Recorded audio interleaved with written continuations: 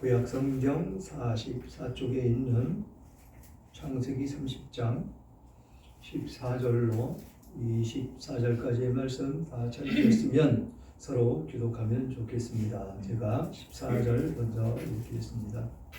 밀 거둘 때 루벤이 나가서 들에서 합한 채를 얻어 그의 어머니 레아에게 드렸더니 라헬이 레아에게 이르되 언니의 아들의 합한 채를 청구하노라.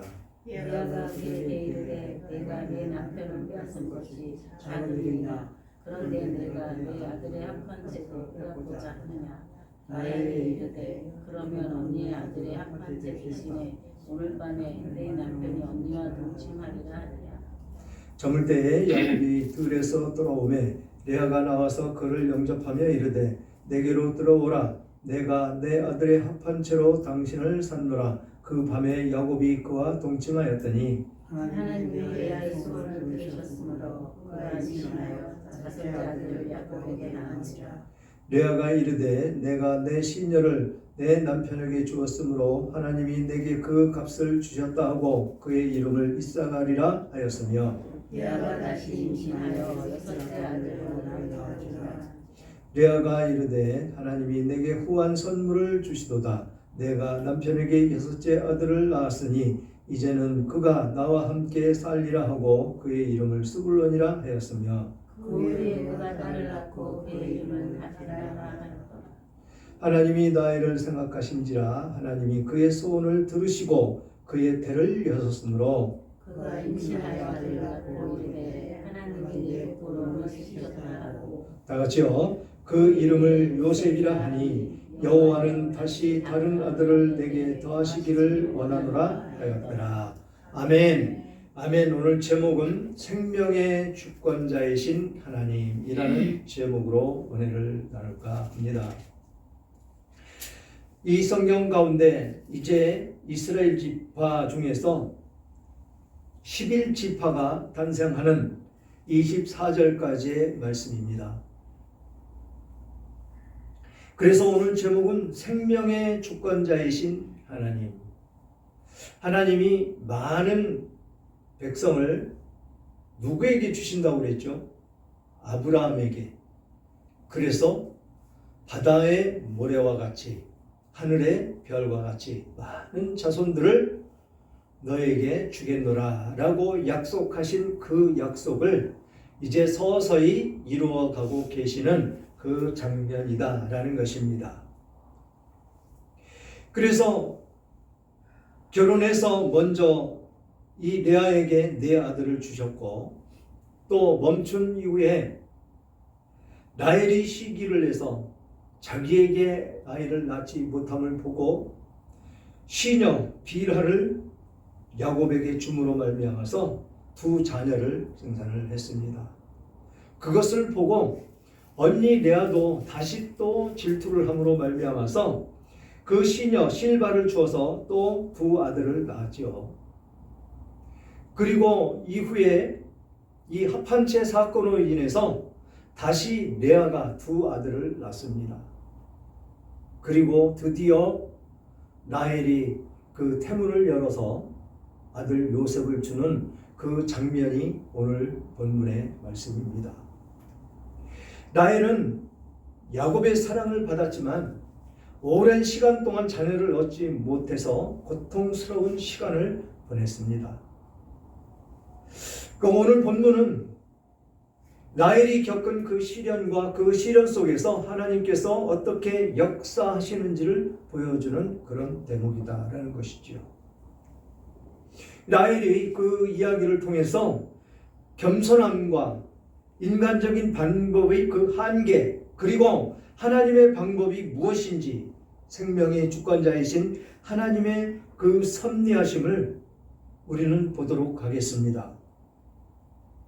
레아가 계속해서 자녀가 없는 그 상황 가운데 이 야곱을 원망하는 그 모습, 따지고 덤비는 그 모습도 우리는 보았습니다. 그런데 그때 야곱이 뭐라고 그랬습니까?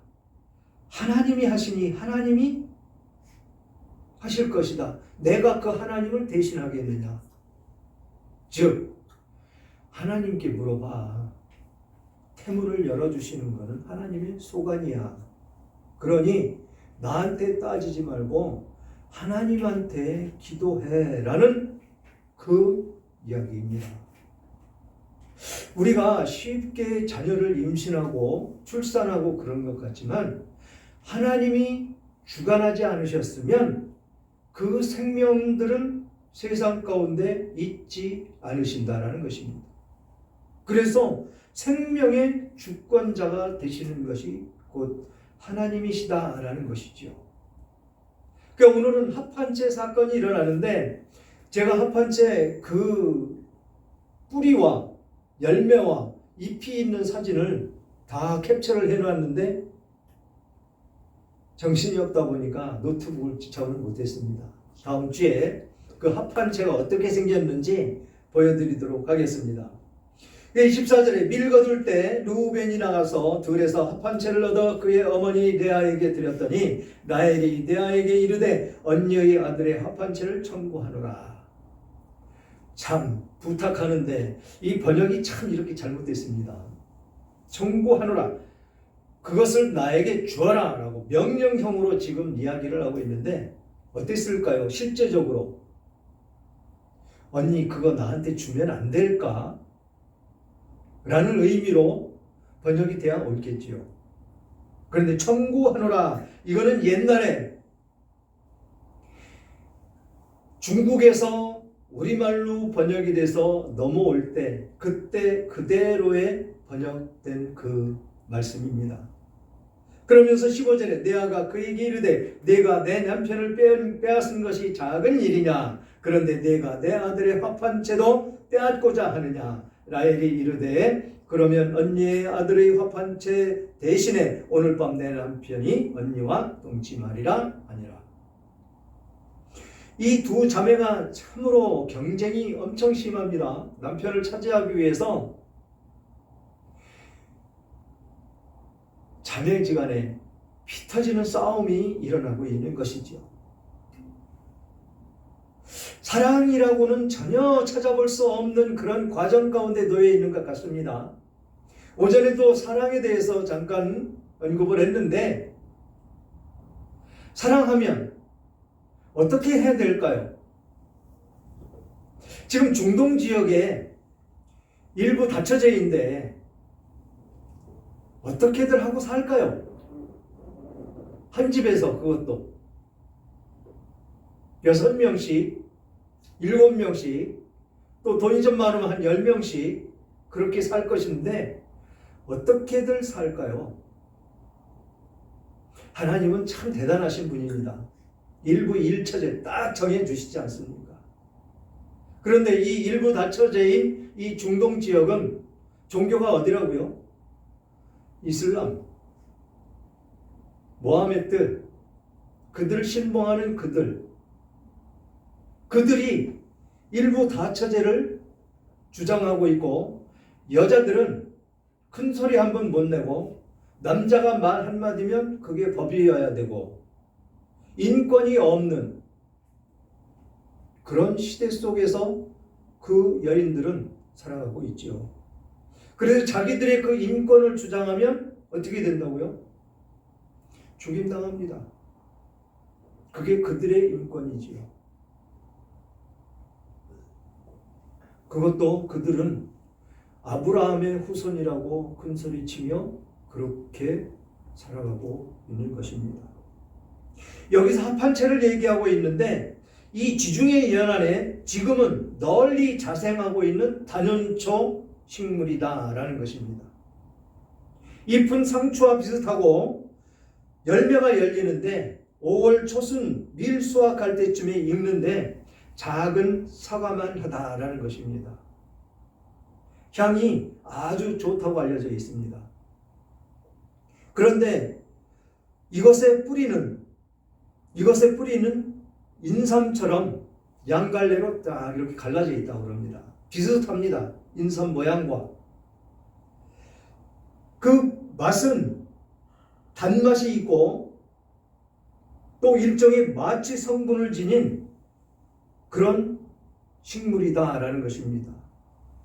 열매는 식용으로 사용을 하고 있고 약용으로도 쓰인다라는 것입니다. 특히 이것이 지금 현재 중동 지역에서는 정력제 그것으로 사용이 된다고 합니다. 그리고 불임 여성들에게 수태력을 증진하는 그런 신비한 효능을 가진 것으로 믿고 있었다라는 것이죠. 그래서 오늘날에도 중동 사람들은 사랑의 묘약으로 통한다라는 것입니다. 즉 지금 유행하고 있는 비아그라 같은 그런 일종의 그런 식용으로 사용이 되고 있는데, 가장 이 라헬이 이 합한체를 가지려고 애썼던 것이 수태력을 증진한다라는 그 말에 의해서 누가 캐왔다고요? 루벤 장남이 캐왔는데, 그것을 어머니가 아버지한테 사랑받지 못함을 보고 그것을 어머니에게 캐다 줬다라는 것이죠. 이렇게 치열하게 그 합한체를 서로 빼앗으려고 하는 것 보면 그 당시에는 재배가 되지 않고 아주 귀중한 식물이었을 것이다 라는 것입니다. 그래서 그것을 가져오니까 자기가 아이 낳지 못하는 것을 이 합한체를 통해서 그 힘을 얻고자 지금 라헬이 언니에게 그것을 달라라고 요구하는 그 모습을 볼 수가 있습니다. 그랬더니 뭐라고 얘기합니까? 네가 내 남편을 빼앗은 것이 작은 일이냐? 어떻게 보면 지금 이 레아도 그것을 강하게 주장할 수 있는 입장은 아닌 것이죠. 원래 라헬을 달라고 계약을 하고 7년 동안을 열심히 일해서 결혼하는 그날 자기 아버지가 속여서 자기를 글리 밀어넣은 것 아니겠습니까? 속임수로. 그래서 이 야곱의 첫 아내가 됐는데 지금 그것을 정당화하면서 이 동생이 남편을 빼앗았다라고 강하게 주장을 하는 모습을 볼 수가 있다는 것이죠. 이게 세상에 있는 질투, 욕심, 그 과정 가운데 자매끼리 서로 싸우는 그 모습을 우리는 볼 수가 있다는 것입니다. 그냥 쉽게 읽어 나갈 수가 있습니다. 그냥 그랬어. 레아는 그랬고 라헬은 그랬어. 그랬더니 야곱이 뭐 어떻게 했어. 그렇게 쉽게 읽어 나갈 수 있습니다. 그러나 성경을 읽을 때 우리는 깊이 있게 봐야 된다는 것이요. 그 뜻을 곱씹으면서 왜 이런 이야기가 성경에 실렸느냐라는 것입니다. 우리의 죄성을 드러내는 그 모습 가운데 있다는 것이죠.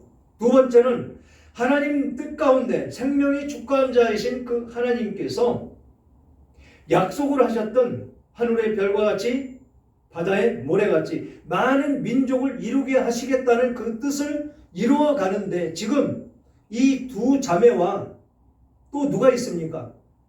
두 여종들, 그들을 지금 하나님은 사용을 하고 계시다는 것입니다. 나의 뜻으로 지금 모든 것이 이루어지고 레아가 지금 이 사건이 일어나기 전에 먼저 내 아들을 낳고 그 다음에 시녀들을 통해서 다시 또 내 아들을 낳고 그런 것이 아니다라는 것입니다. 그게 사람의 일로 사람이 행함으로 그것을 이룬 것 같지만 그것을 이루시는 것은 하나님이셨다라는 것입니다. 하나님이 주관하셔야 그것이 이루어진다라는 것이죠. 그래서 이 레아가 이 야곱에게 사랑을 받지 못하고 있지만 하나님은 그를 통해서 중요한 그 일을 행하시는 것을 볼 수가 있다는 것입니다. 유다를 통해서 이 예수 그리스도의 계보를 이어가게 하시고 또 레위를 통해서 하나님의 제사장 역할을 하는 그 아주 소중하고 막중한 역할을 하는 그 모습을 볼 수가 있다는 것입니다. 누구를 통해서? 레아를 통해서. 그렇다고 그래서 라헬이 낳은 아들이 하나님께 쓰임받지 않은 것은 아니다라는 것이죠. 모든 것이 하나님의 뜻 가운데 이루어져 가고 있고 하나님이 계획하신 대로 지금 이루어져 가고 있는 것인데 사람의 힘으로 사람의 뜻으로 이루어지는 것이 아니다라는 것입니다. 절대적으로. 지금 우리들에게 자녀들도 있는데 그 자녀들도 내 뜻대로 된 것이 아니다라는 것입니다. 여러분들 뜻대로 된 것이 아니다라는 것입니다. 하나님의 뜻 가운데 하나님의 계획하신 가운데 있다라는 것이죠. 그러니 그 자녀들이 얼마나 소중하겠습니까? 물론 인간적으로 생각해도 소중하죠. 내 자녀이기 때문에. 그러나 하나님은 더 소중하다는 것입니다. 그러면서 이렇게 그 남편을 빼앗은 것이 작은 일이냐라고 이야기를 하면서 합한 죄까지도 빼앗아 가려고 하느냐? 그것으로 이 야곱의 사랑을 더 쟁취하고자 지금 내하는 생각을 했는데 그것을 자기한테 달라고 그러니까 따지고 덤비지 않을 수가 없는 것이죠. 그랬더니 이 라헬에게는 절실히 필요합니다. 뭐가? 수태의 촉진제가. 그래서 사람의 힘으로 그것을 얻으려고 하는, 그래서 그 합한 채를 나에게 달라고 하는 것입니다. 하나님의 힘으로 하나님의 능력으로 그 자녀를 얻으려고 하는 것이 아니고 사람의 생각으로 사람의 힘으로 무엇을 이루어 보겠다라고 하는 그 모습이 오늘 15절에 기록되어 있는 그 모습입니다. 그러면서 이 남편을 내 자녀를 낳고 한 번도 안 준 모양입니다. 보내지 않았던 모양입니다. 오늘 밤에 내 남편은 언니와 동침하리라. 드디어 내주겠다라고 이야기를 합니다. 그랬더니 16절에 저물 때에 야곱이 들에서 돌아오매 레아가 나와서 그를 영접하며 이르되 내게로 들어오라. 내가 내 아들의 합한 채로 당신을 삼노라. 그 밤에 야곱이 그와 동침하였더라. 여기 또 하나님의 역사가 또 이루어지죠. 이 동침하는 이날 밤에 하나님이 레아의 소원을 들으셨으므로 그가 임신하여 다섯째 아들을 야곱에게 낳은지라. 레아가 이르되 내가 내 시녀를 내 남편에게 주었으므로 하나님이 내게 그 값을 주셨다 하고 그의 이름을 이사가리라 하였으며, 이렇게 사람의 생각으로 집어넣습니다. 자기 시녀를 남편에게 준 그 대가로 지금 하나님은 나에게 아들을 또 주었다라고 이야기를 합니다. 그래서 그 이름을 이사가리라고 했는데 이사가리라 하는 그 뜻은 값을 치렀다. 하나님의 내가 그 값을 주셨다. 그 뜻이라는 것입니다. 이렇게 사람의 생각은 하나님의 생각 밖에 내 생각만 주장하고 내 생각 안에 갇혀 있는 그런 모습을 볼 수가 있다는 것이지요. 그러면서 19절에 레아가 다시 임신하여 여섯째 아들 야곱에게 낳은지라. 이제 여섯째 아들이 태어납니다. 여섯째 아들. 그러면 지금 현재 모두 몇 명입니까? 처음에 네 아들, 그 다음에 종들에게서 네 아들, 그럼 8, 9, 10명째가 지금 태어나는 것입니다. 야곱에게서. 레아가 이르되 하나님이 내게 후한 선물을 주시도다. 내가 남편에게 6 아들을 낳았으니 이제는 그가 나와 함께 하리라 하고 그의 이름을 스불론이라 하였으며, 스불론 거함이라는 뜻으로 그가 나와 함께 살리라, 그 뜻이다 라는 것입니다. 그리고 자녀 하나 더 줍니다. 그 후에 그가 딸을 낳고 그 이름을 디나라 하였더라. 딸까지 이제 생산을 합니다. 그 다음이 중요합니다. 그 다음 라헬이 자식을 낳고 싶어 그렇게 애걸을 하고 합한 채까지 갖다가 아주 데려서 먹었겠죠. 한약 데려 먹듯이 그렇게 데려 먹었는데도 이 레아가 두 아들을 낳을 때까지 이 라헬에게는 자식이 없습니다. 두 아들이 아니고 두 아들과 딸 하나. 3명을 낳으면 2살 터울만 해도 몇 년입니까? 6년이 되겠죠. 그때까지도 이 라헬은 임신의 증상이 전혀 없습니다. 그래서 22절 보니까 하나님이 라헬을 생각하신지라 하나님이 그의 소원을 들으시고 그의 태를 여셨으므로. 소원을 들으셨다. 이 합한 채를 먹어서도 안 되니까 기도를 했다라는 뜻입니다. 드디어 라헬이 사람 생각, 방법 다 동원해서 안 되니까 드디어 소원을 들으셨다. 기도를 들으셨다라는 것입니다. 그때 비로소 하나님이 태문을 열어주셨다라는 것입니다. 그러니까 우리가 늘 어떻게 해야 된다고요? 늘 기도해야 된다는 것이죠. 하나님께 묻고 하나님께 간구하고 하나님께서 해 주실 것을 믿고 해 주실 때까지 이 라헬같이 자기가 어떤 뜻으로 이루려고 부단히 애쓰고 물론 필요하겠죠. 그렇지만 우선이 어디에 있느냐라는 것입니다. 우선이. 우리의 삶 가운데 우선이 어디에 있느냐. 내 생각과 내 주장이 먼저가 아니고 하나님이 뜻 가운데 우선이 돼야 된다는 것이죠. 그랬으면 라헬이 이렇게 애가 타지는 않았을 것 아니겠느냐라는 것입니다. 드디어 이제 합한 채를 취하고 난 이후에 레아에게 세 자녀를 주고 그 이후에 하나님이 그를 생각하셨다. 그의 소원을 들어주셨다라고 말씀을 하고 있는 것입니다. 그래서 그가 임신하여 아들을 낳고 이르되 하나님이 내 부끄러움을 씻으셨다 하고 그 이름을 요셉이라 하니 여호와는 다시 다른 아들을 내게 더하시기를 원하노라 하였더라. 다른 아들을 더 주시기를 원했다. 그래서 이름을 더함. 이 요셉의 뜻은 더함. 다른 아들을 내게 더하시기를 원하노라 라는 뜻으로 요셉이라 했다라는 것입니다. 그런데 이 요셉이 얼마나 크게 쓰임받습니까? 가뭄으로 생명이 죽어가는 그 시점에 미리 애굽으로 보내서 감옥살이 시키고 믿음으로 훈련을 다 시키신 후에 그 나라에 총망받는 총리로 세움을 받게 하셔서 이 이스라엘의